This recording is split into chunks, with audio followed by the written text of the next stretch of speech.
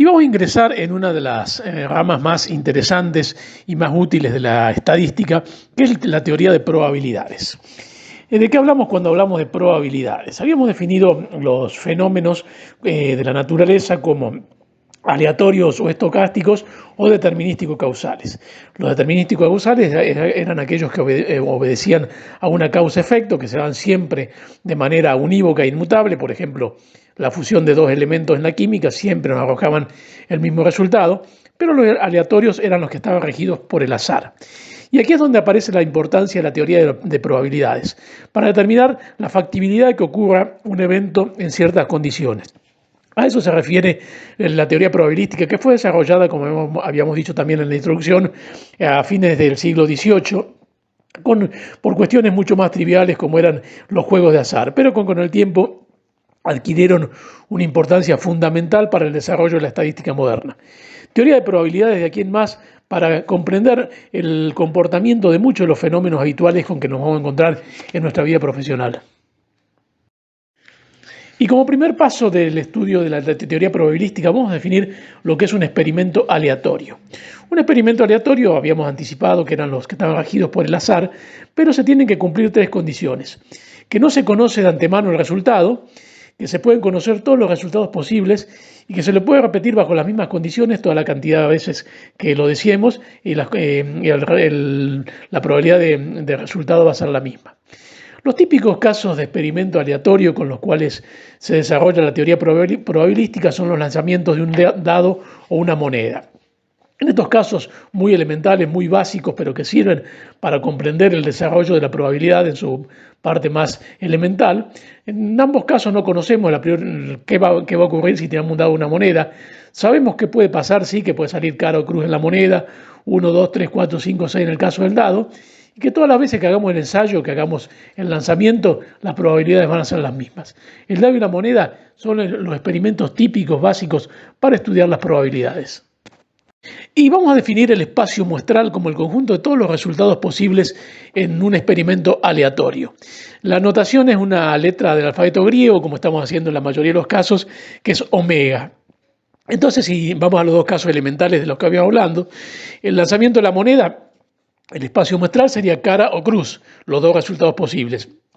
Y en el caso del lanzamiento de dado, 1, 2, 3, 4, 5 o 6. Espacio muestral, entonces, todos los resultados posibles. Estos son dos casos básicos. Vamos a ver casos más complicados a medida que avancemos en la materia, por lo menos más reales. Pero para estudiar la base de la probabilidad, vamos a partir siempre de estos dos experimentos básicos, la moneda y el dado. Y habiendo definido el espacio muestral como el conjunto de todos los resultados posibles de un experimento aleatorio, vamos a definir el evento como un subconjunto del espacio muestral, es decir, una parte del espacio muestral. Si consiste en un elemento único, se llama el evento elemental, y si consiste de más de un elemento, es un evento compuesto. Si el evento comprende todo el espacio muestral, va a ser el evento seguro, y si no contiene ningún elemento del espacio muestral, es un evento imposible. Por ejemplo, para el caso del dado, un evento simple sería cualquiera de las caras individuales, el 1, el 2, el 3, el 4, el 5 o el 6. Un evento compuesto podría ser una cara par, está compuesto por el 2, el 4 y el 6. Un evento seguro sería que salga el 1, el 2, el 3, el 4, el 5 o el 6, es decir, todo el espacio muestral. Seguro que va a salir alguno de esos valores. Y un evento imposible sería la cara 7, una cara que no existe, que es imposible que salga.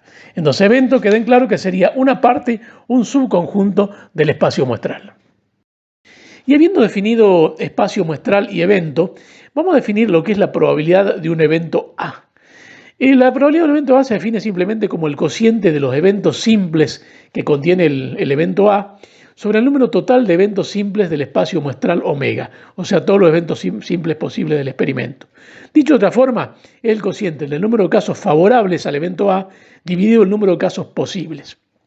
Entonces, la probabilidad sería una frecuencia relativa, es un cociente entre los eventos simples de A dividido los eventos posibles del espacio muestral.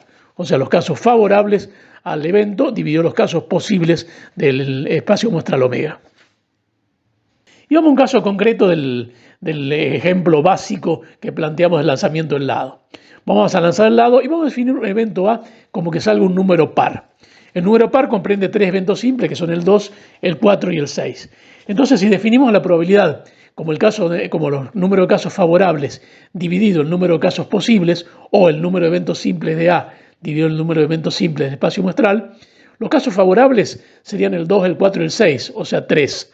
Y los casos posibles, 1, 2, 3, 4, 5, 6, o sea 6 casos posibles. La probabilidad de A sería 3 sobre 6, reducido a un medio, o 0,5. El cociente en los casos favorables a los casos posibles. Y definida la probabilidad en una forma básica, como el número de casos favorables sobre casos posibles, ya podemos determinar tres propiedades de una probabilidad. La primera, que la probabilidad vale entre 0 y 1. Esto es, nunca los casos favorables van a ser mayores que los casos posibles. Nunca los casos que nosotros seleccionemos como evento van a ser mayores que los casos posibles del espacio muestral. La segunda propiedad, que la probabilidad del espacio muestral es 1. ¿Por qué es esto? El espacio muestral es 1, 2, 3, 4, 5, 6. Si nosotros definimos el evento como el espacio muestral, ¿cuál va a ser la probabilidad que salga 1, 2, 3, 4, 5, 6? 6 casos favorables divididos 6 casos posibles. La probabilidad es 1. Y la tercera es bastante obvia, bastante elemental. La probabilidad de un evento imposible es 0. Pues lo habíamos dicho que el evento 7 que no existe, la cantidad de casos favorables es ninguno, es 0. Dividido casos posibles 6, nos va a dar siempre 0.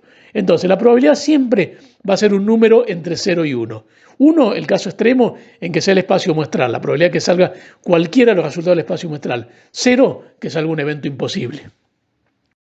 Y vamos a definir algunos casos particulares de probabilidades. Habíamos definido el evento A como un subconjunto del espacio muestral. Vamos a suponer un evento A. Le vamos a llamar complemento de A, lo vamos a anotar con una A, con una barrita por encima de la letra, al evento que se verifica toda vez que no sucede A. Es decir, todo el resto del espacio muestral que no comprende A. Por ejemplo, si en el caso del lanzamiento del dado nuestro evento A es un número par, el evento complemento va a ser el número impar. Esto es, si el evento A es el 2, el 4, el 6, el evento complemento de A va a ser todos los restantes resultados posibles del espacio, es decir, 1, 3 y 5, los números impares. Entonces, en este caso sería la probabilidad de A, el número par, 3 favorables sobre 6 posibles, 2, 4, 6 sobre los 6 posibles del espacio muestral. La probabilidad del complemento también sería 3 sobre 6, porque serían 3 favorables, el 1, el 3 y el 5, dividido los 6 posibles del espacio muestral. Y en general, la probabilidad del complemento es 1, que es la probabilidad del espacio muestral, menos la probabilidad del evento. El complemento entonces sería aquel evento que se verifica toda vez que no se verifica el evento A, o sea, todos los restantes resultados posibles del espacio muestral. Y vamos a definir dos tipos de probabilidades según las condiciones en que hagamos el ensayo. La probabilidad empírica o experimental es aquella frecuencia relativa que se observa cuando ocurre un evento. Por ejemplo, nosotros tiramos un dado y la observación que hacemos de una tirada es simplemente la probabilidad relativa. Pero si ese experimento lo vamos repitiendo una gran cantidad de veces, la probabilidad tiende a un número fijo. Por ejemplo, si nosotros nos interesa el número 6 y el dado lo tiramos 100 veces, vamos a ir viendo que cada vez la probabilidad del 6 se aproxima a un sexto, que es la probabilidad real. Esa es la probabilidad teórica del experimento, que es la que realmente nos interesa. La probabilidad teórica sería entonces aquella que surge de una gran repetición del experimento, es decir, de cuando el experimento se repite una cantidad infinita de veces, o por lo menos una cantidad lo suficientemente grande para que tienda a un valor fijo, a un valor estable. Y vamos a definir dos eventos A y B dentro de un espacio muestral. Vamos a llamarle intersección de A y B. Es cuando ocurren simultáneamente A y B. Es decir, ese símbolo de intersección, la U invertida, es lo mismo que decir I, que ocurran A y B simultáneamente. Vamos a suponer que, por ejemplo, que el evento A para el caso del dado sea una cara mayor que 3. ¿Cuáles serían estos valores posibles? El 4, el 5 y el 6.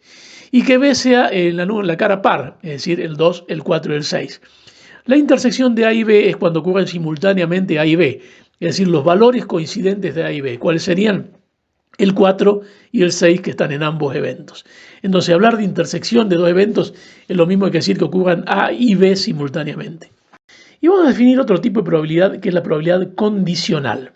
La probabilidad condicional de dos eventos A y B la definimos, la simbolizamos con una barra que separa ambos eventos, es la probabilidad que ocurra el evento A habiendo ocurrido previamente el evento B. Vamos a suponer que nosotros llamamos A en el lanzamiento del dado a la cara 6 y B a la cara 1. Y nos interesa que ocurra la cara 6, o sea, el evento A, en el segundo evento, habiendo ocurrido el evento B, la cara 1, en el primer evento. Sería la probabilidad condicional de que ocurra A habiendo ocurrido previamente B. Hay una condición previa, o sea, la probabilidad condicional implica una condición de que algo ocurrió antes, la probabilidad de que ocurra un evento dado que habiendo ocurrido previamente el otro.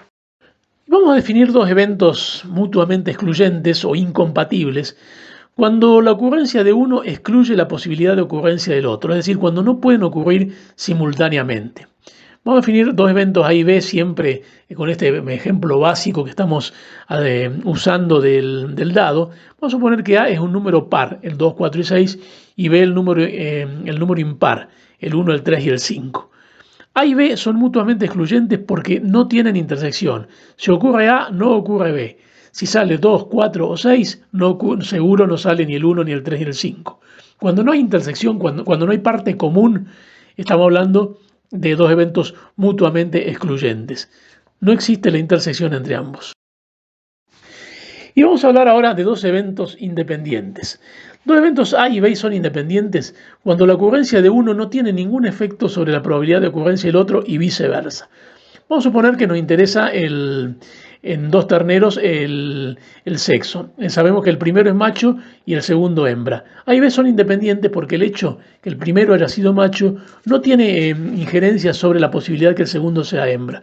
La posibilidad en el segundo que sea hembra o macho va a ser exactamente lo mismo, hay independencia. Esto también se da en los dos ejemplos básicos que habíamos usado en los primeros ejemplos, el dado y la moneda. Lo que ocurre en un lanzamiento del dado de la moneda no tiene interferencia en lo que ocurre en el segundo. Si sale cara en el primero, no importa para lo que va a salir en el segundo. Puede salir cara o cruz con la misma posibilidad.